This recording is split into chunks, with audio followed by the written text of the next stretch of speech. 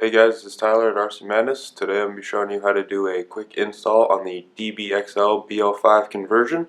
So let's get right into it. I'm just going to go over some of the tools and accessories you're going to need in order to complete the kit that are not included, but they can all be found on the RC Madness website.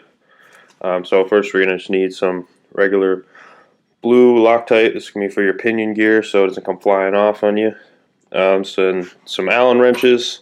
I got a 2mm MIP wrench there, and then I'm using a drill, so I'm used the 2.5, 2mm, and 3mm Allen keys. Pair of scissors. These are Lexan scissors, which are pretty handy, but regular scissors will be just fine. Simple pair of pliers, a regular flathead screwdriver. This is going to be a servo extension splitter. This is so you can use the mechanical brake with the speed control. I'll show you that when we go to install that, and just some double-sided servo tape. Okay, so first we're going to install the motor mount on the Castle motor here. So in that motor bag you're going to get a 18 tooth pinion, 2 M5 screws, and 4 countersunk M4 screws. So first we're going to put the motor mount on. For this car I like to install it so the motor wires are going to sit out towards the side. You'll see why later when we go to install the speed control. Basically we're just going to put the 4 screws in the front of the mount. This is the 4 M4 screws. For this you'll need the 2.5mm Allen. If you want, you could throw a little Loctite on these. That would definitely help. Where do they go? There they are. Make sure these are tight.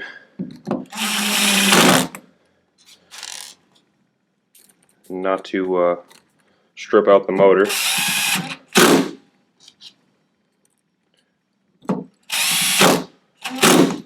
Alright, so we got those 4 in. Alright, so now we're going to put on the pinion gear. This you'll need the 2mm. I recommend using the hand driver. It's a fairly small pinion, or set screw. Just don't want you to stretch it or crack it or anything like that. You're going to slide this on.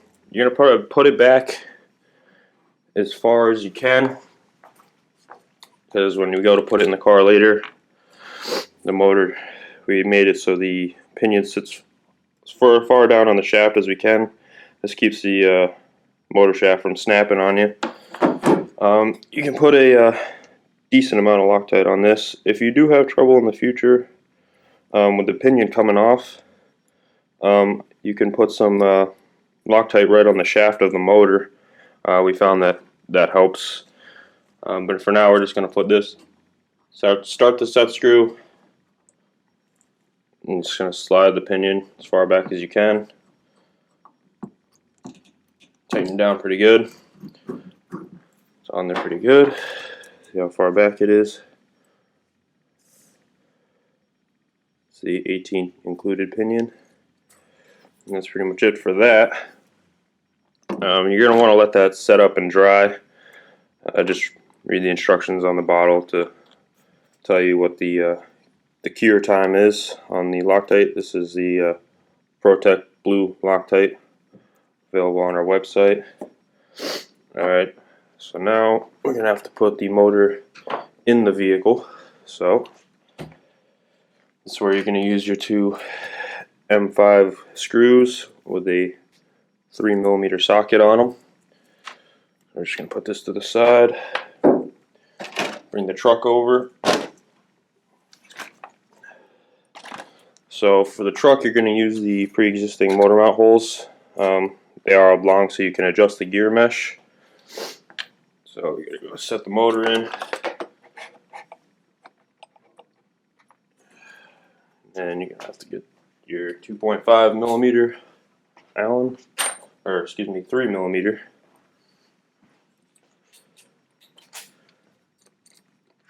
Which is a big car, so make sure you got a lot of space to work on it. I don't know closer. So we got the 2 holes here. Now you're just going to want to get these started. Don't have to over tighten them right now because you're going to have to set your gear mesh. So just put them in a little ways. Alright, get the other screw. Line it up. Alright. Now, you gotta set the gear mesh. You always want to have a little bit of play between the pinion and the motor. You're just going to slide it back and forth till you get it where you want it. Pretty good. Tighten those down. Make sure those are secure. You can also put a little Loctite on those if you are having trouble keeping them in. So now we got the motor installed. See, we got the wires coming out the side, so they're not coming out the top. And it'll be easier to hook up the speed control. This is just servo tape from when we had the speed control in for testing, so don't worry about that. That won't be on your car at this point. Alright, so now I'm going to show how to set up and install the battery tray. Alright, so these are the parts that are required to set up and install the battery tray. Got a couple more of the M5 pinhead screws, a couple N4 countersunk screws, M3 countersunk screws, thumb nuts, 1/4 inch, threaded tubes, threaded on both sides, the 3D printed ABS plastic battery trays to hold the 2 4-cell batteries, a couple M5 nuts, and a couple M4 nuts. So now I'm going to show you how to assemble it. First, going to take the main battery tray and have the 2 M4 screws. Okay, now on the bottom side, they're going to be threaded into there's 2 countersunk holes here. Get it to focus. You take the 2mm Allen driver, thread them in. Don't worry if the threading feels kind of loose and you can push it through like that. It doesn't make a difference because the aluminum tubes are going to get threaded onto these, so if you can push it in, it doesn't really matter.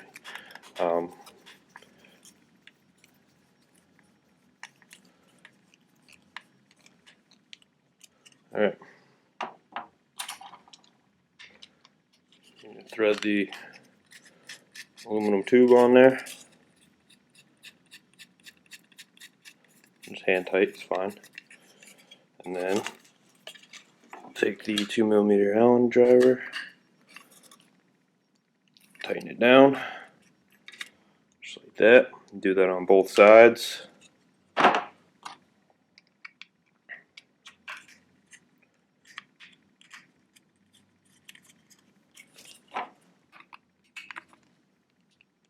Right. Those are both on like that. Alright, that's all you have to do for now for that.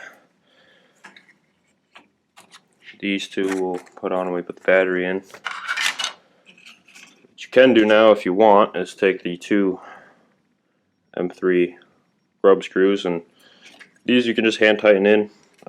They do have a 1.5mm socket on the top if you want to screw them in a little farther, or you're having a little trouble putting them in with your fingers. You don't have to put them in all the way, just about halfway, because that's what your thumb screws are going to go on for the battery tray. So that's that, the main tray. I'm going to put this stuff aside and I'm going to show you how to put it in the car.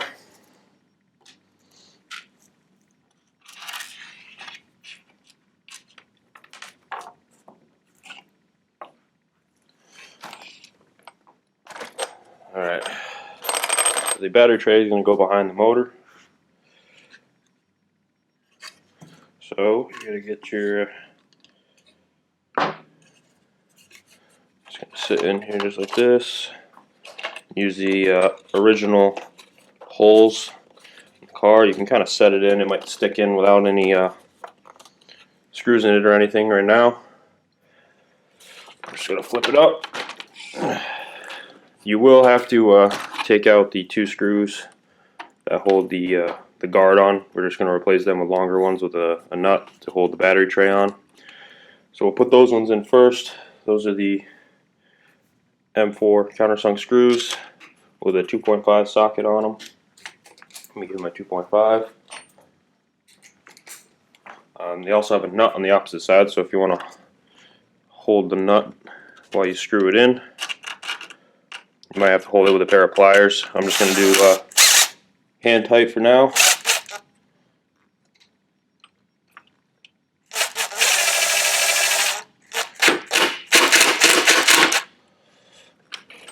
Okay.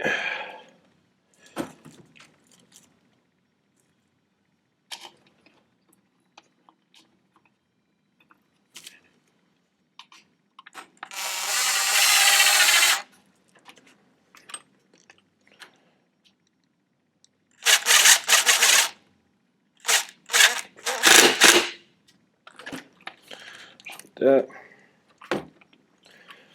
Then while we still have it on the bottom, we have the M5 screws and the 2 M5 lock nuts.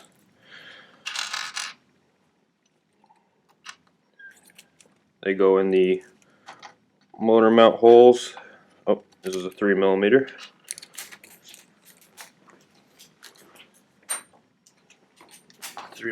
Allen. This you also have a nut for, so this goes right behind the motor. You're probably going to need the needle nose pliers to hold the nut for you, or you can put this in before the motor, whatever you want to do.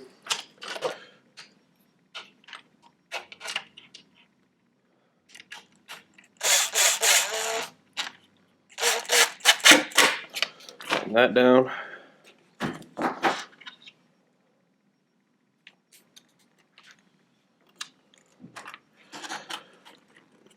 Back one. That's it. Alright, so the base of the tray installed, secured pretty well. All your nuts on, secured in place. And then I'll show you how to put the batteries in. Pretty easy. For the batteries we use, we're using the New Wave 7600 75C 4-cell, the hard case, and on this particular one we're using the EC3 plug, or excuse me, EC5 plug. You can use any high current plug. I believe Castle makes a high current one, or the XT90s. Anything that has a large bore bullet will work fine. So anyway, the battery goes in sideways with the plug coming this way. You put one battery in, and then you put the middle tray in, face up with the grooves up. It might be a little stiff the first couple times you do it. You just gotta push it on evenly. You gotta push it on evenly. There it goes. Slide it down. That'll get easier as it wears in. Slide it down, then you install the second 4-cell. These are the New Wave ones available on our website. Can also be purchased with the combo pack. And then we have the top tray. Slides grooves on this one go down. Line them up with the grub screws. Then you take your 2 thumb screws here, and you just thread them on. This is going to secure the batteries in place. Tighten those down. Like I said, as you start using the truck, changing the batteries out and stuff, the plastic pieces will get a little looser and easier to slide on and off. These are brand new ones. So the batteries are secured. Motor secured, so now we're going to install the speed control and show you how to hook up the electronics front. So here you can see I already had the speed control in this one time. We'll had to take the tape off of it. So for this we're using the Castle Mamba XL, focus here, XLX. Seems to work pretty good, again with the EC5 plugs. So we're going to stick the speed control right here, just some basic servo tape, seem to hold up the best. So we're just going to put some tape on the bottom here. It's a big speed control, so I don't know, depends on how wide your servo tape is. You might have to do a couple rows here.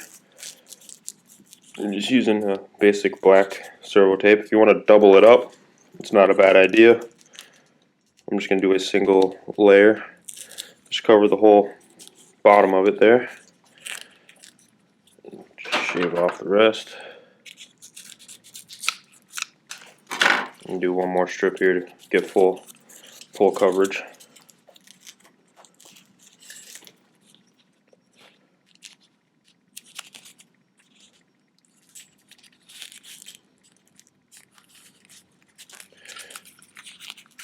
Stick it on pretty good, and just trim off the excess here.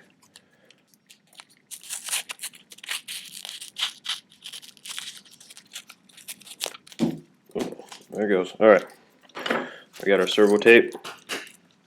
If you had this truck running gas before you're converting it to electric, you're gonna want to make sure you clean off the area where you're putting the tape.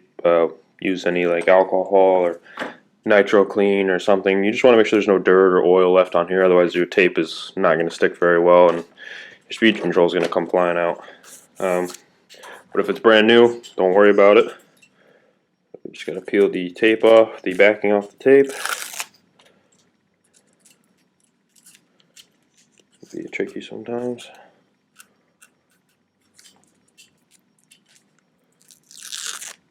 Alright, now the speed control we're going to put in this direction with the plugs going that way. Move those out of the way. Stick it down. Don't move. Put it so far forward where it's going to hit the steering. And watch out here for the pinion. It's fairly close, but the wires are pretty rigid right there, so it shouldn't be a problem. Stick it down. Apply a little heat to it if you want, make it stick a little better. Alright, so that's installed. Now we got our wiring. I'm just going to hook up the motor. You know, can't really mess this up, just match up the colors.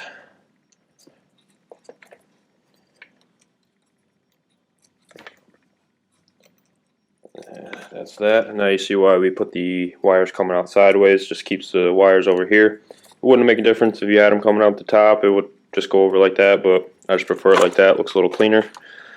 Now we get our wiring from our speed control here. We'll do, I'll show you how to do that real quick. It's fan, so we got our fan wire, our main receiver wire, and this is the auxiliary wire you can use for programming. So what I did is I run them under the front here. If you have any zip ties or shoe glue or anything along those lines to hold it down, you could do that too. I didn't have a problem with them hitting anything once I put them in. Run them so they don't get wrapped around anything here.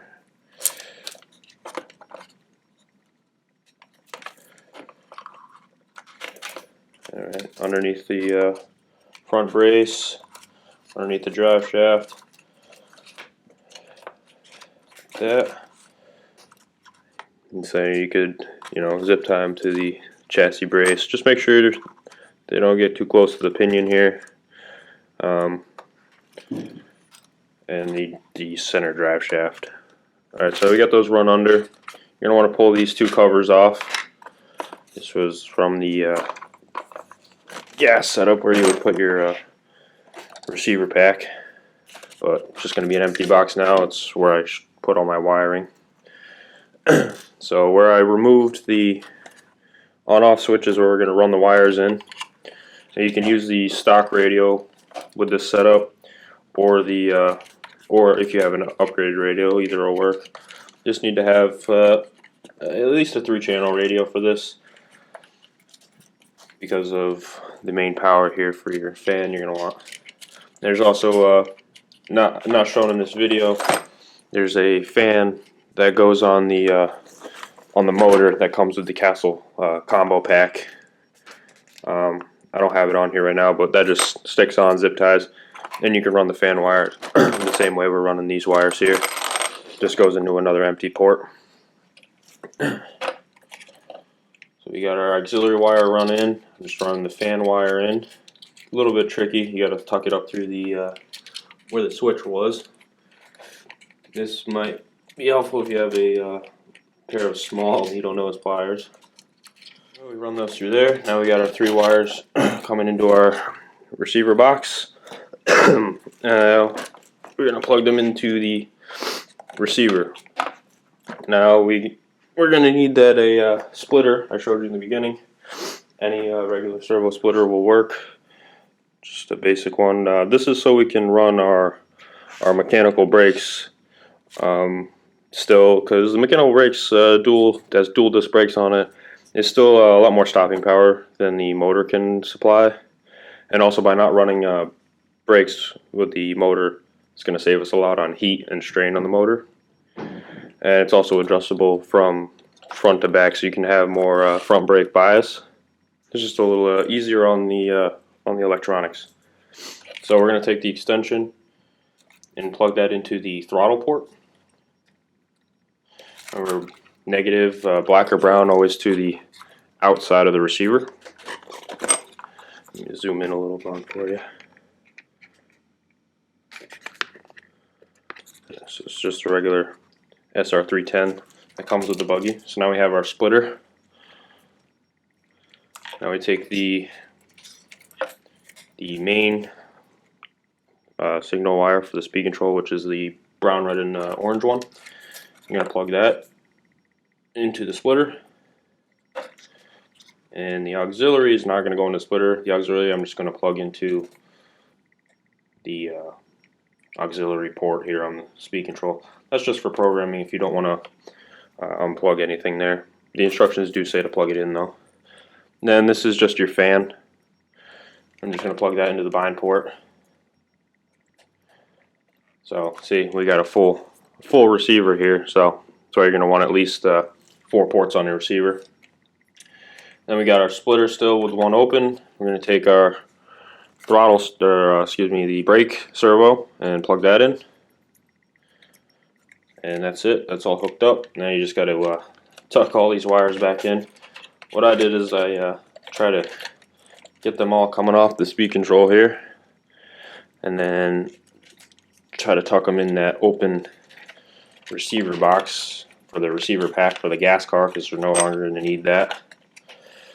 Let's tuck them all in there. That. Get your cover. Make sure you don't pinch any wires.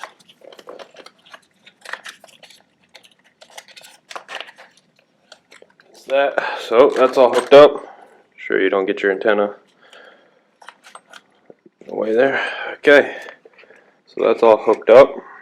Now before you do all that, you're probably going to want to hook the speed control to the Castle link and remove the brake from the speed control, so you are 100% on the mechanical brake. Otherwise the motor might be fighting mechanical brake and you're going to build up heat. That's unnecessary. So if you don't have a Castle link, I'd recommend getting one just so you can set up, update, you can change the brakes, throttle curve, LiPo cutoff. You can change all that stuff. It's pretty helpful. I think it's only like 20-25 bucks. I'd recommend getting that, and it works on any Windows computer. So you're going to want to do that first. But anyway, pretty much set up here. You're pretty much ready to run. Just plug in the batteries, and you're going to want to calibrate the speed control to your radio. That'll be in the Castle instructional manual that comes with the motor and speed control combo. And that's it. Charge up your batteries and you're ready to run. Thanks for watching, guys. I hope you enjoy your DBXL BL5 conversion. It's available at rcmadness.com.